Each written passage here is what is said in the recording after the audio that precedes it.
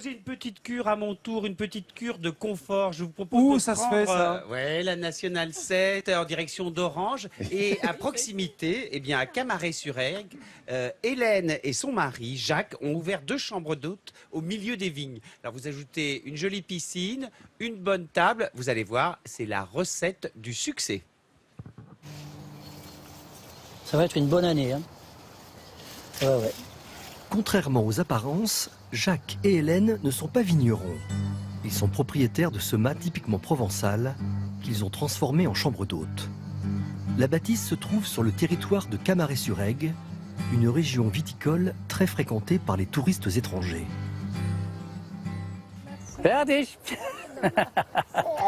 Cette famille originaire de Hanovre n'a pas atterri ici par hasard. Il y a 5 ans, ils y avaient déjà séjourné. Séduits par l'accueil chaleureux d'Hélène et Jacques, ils n'ont pas hésité un seul instant à revenir y passer des vacances. C'est le plus important, qu'on a un hôte qui est si aimable, si personnel, qui s'occupe de tous.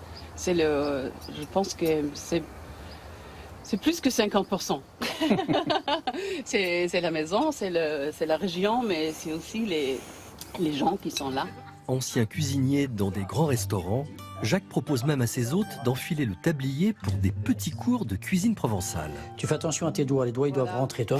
Regarde. Et tu recules. Hein. Les doigts sont toujours à l'intérieur. Hein. Je vais l'essayer. Aujourd'hui, le chef apprend à Katia à réaliser des feuilletés aux chèvres et une sauce au vin blanc pour accompagner les poissons. Jacques aime partager sa passion pour la cuisine. Et qui sait, ces recettes franchiront-elles peut-être le Rhin?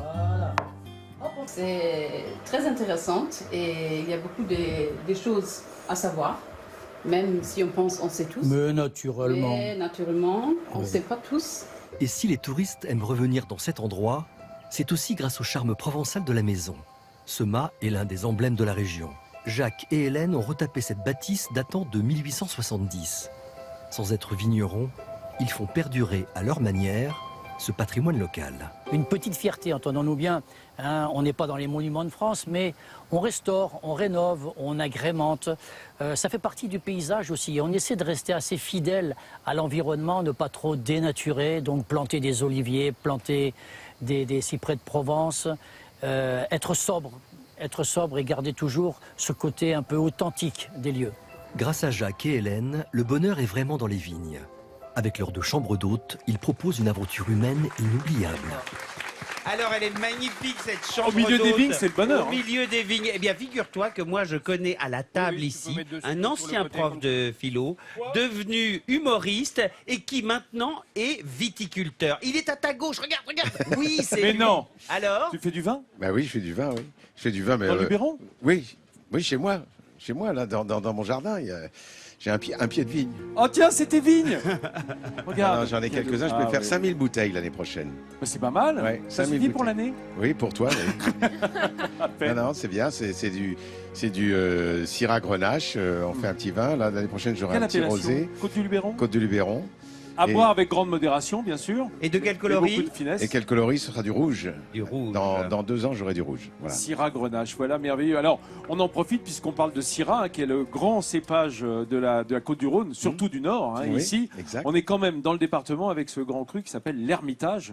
Hein, l'Hermitage et Gros Hermitage, rouge, bien entendu. Et puis, là-bas, dans les montagnes, la Clairette de Die, hein, dans le Diois. Voilà, parce qu'il y a des très beaux vins. Toujours à boire avec grande modération.